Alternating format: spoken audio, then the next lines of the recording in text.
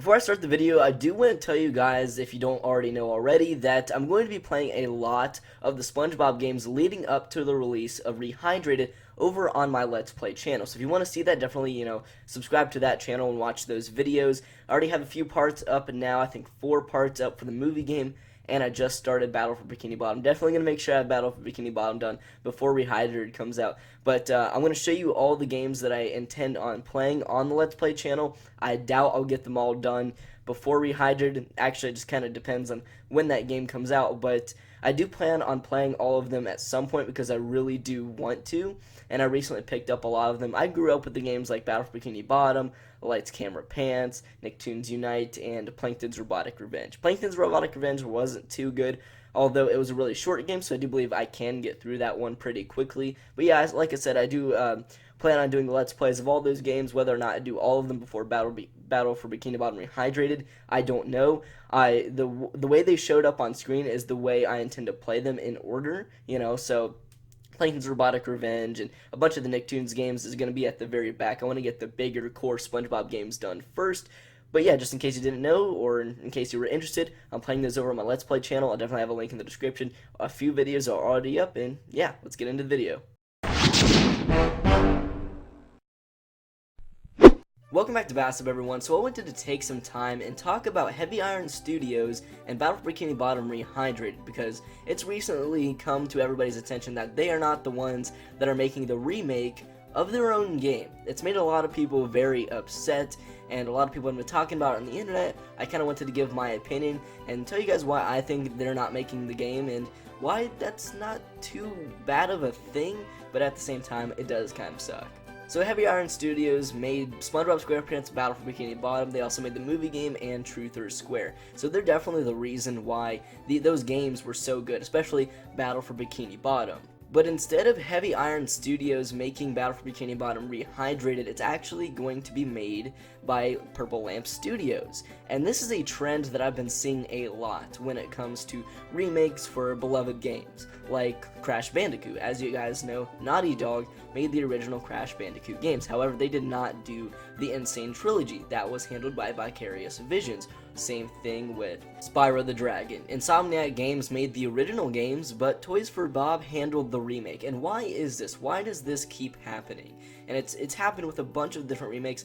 I'm not exactly sure who is handling Crash Nitro Fueled, although I do believe that's Vicarious Visions again.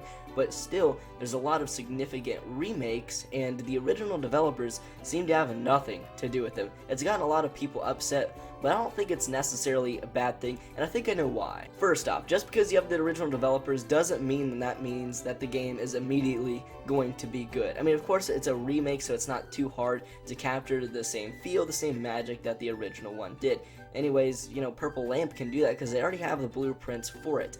And it's been quite a bit of time since Heavy Iron Studios made Battle for Bikini Bottom. It's been 13 years. There's a good chance that not one of the developers at Heavy Iron, because it is, a small gaming studio, are still there. So it wouldn't really make sense to go out of the way to make sure that they're making the game if the original developers aren't even there. That's not even the same people. Of course, I don't know that, but I do know a lot of people have left that studio, and same with all of the other remakes. And I already mentioned the blueprint is already there on how to make the game, so why would you go out of your way to get the original developers? Like Naughty Dog, they've became very popular. They make some crazy games nowadays, so it would cost a lot of money for, let's say Sony to say, hey, Naughty Dog, please make, this Crash Bandicoot Insane Trilogy. We'll pay you a bunch of money, when they can just go to Vicarious Visions, who's basically, I don't want to say a nobody, but they're very small in the game making business, and you can pay them less to have the same results.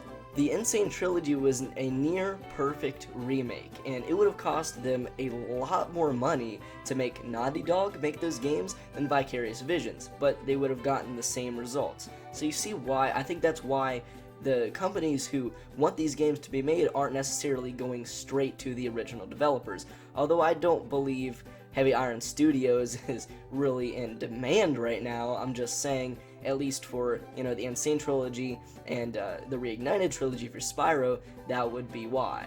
From a business perspective, this makes a lot of sense to me. Taking a look at Purple Lamp, they've barely made any games at all. So it would make sense for THQ to go to them and say, hey, can you make this game? Offer them some money. Maybe if they went to, let's say, Heavy Iron Studios, they'd have to pay them more for the same results.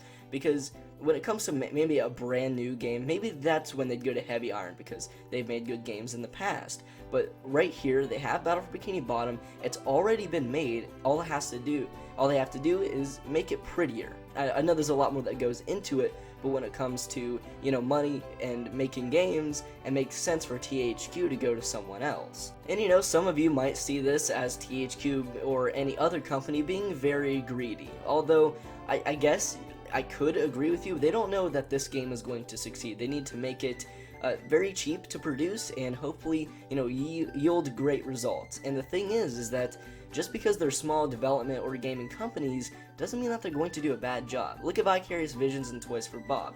They've barely made any games. They don't really have a good track record of making games either. However, those remakes were fantastic. So I do believe that Purple Lamp Studios definitely have the potential to make a good game here. Plus, they do have THQ there to make sure that they do a good job and that the game turns out good.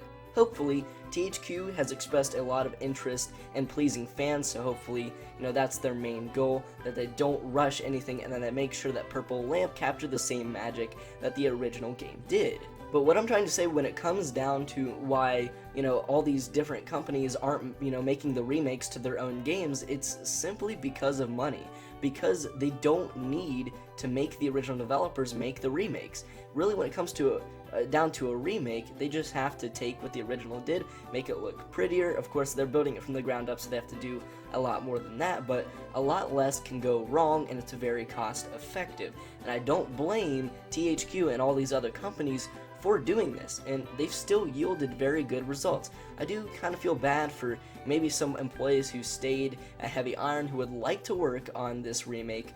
However, it's not something that really needed to be done, and you know what, I really don't care too much. That's of course if Purple Lamp Studios do a good job. I do want them to do a good job on the game, and like I said, I do kind of feel bad for the employees who would have liked to work on this game. However, it just doesn't make much sense for THQ to do so. It could be more cost effective, and we could still basically get the same game. And if you think about it, THQ is really the ones in charge here when it comes to what happens with this game. Like, they can literally just tell Purple Lamp what to do in the game. They want things to be done a certain way, Purple Lamp will do it, and they could have just said the same thing to Heavy Iron, and you could have had the exact same product right there. It would have been great to see Heavy Iron Studios make Battle for Bikini Bottom Rehydrated, and I will say I would have preferred it that way if they did, because they were the original developers. They made the game. It would have been great to see them return.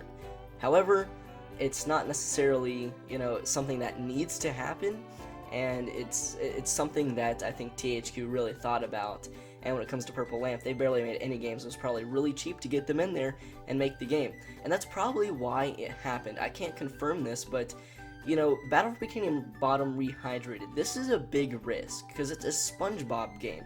And of course, it's a cult classic, there is a following on it, but I feel like THQ thought there was somewhat of a following on it, and it's a Spongebob game, so of course it'll sell, some copies, but this game was still a risk. I feel like if they didn't have any choice, and Purple Lamp Studios wasn't there, or any other cheaper studio, it probably wouldn't have happened.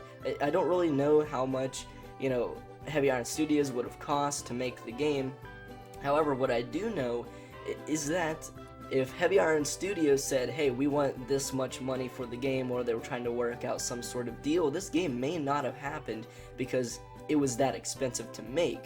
However, they did get Purple Lamp Studios in there, and it's probably a lot more cost effective. And I feel like that's why the Insane Trilogy happened as well, because Naughty Dog, they're very in demand. They're making some crazy games nowadays. Uncharted, they have that, they have The Last of Us.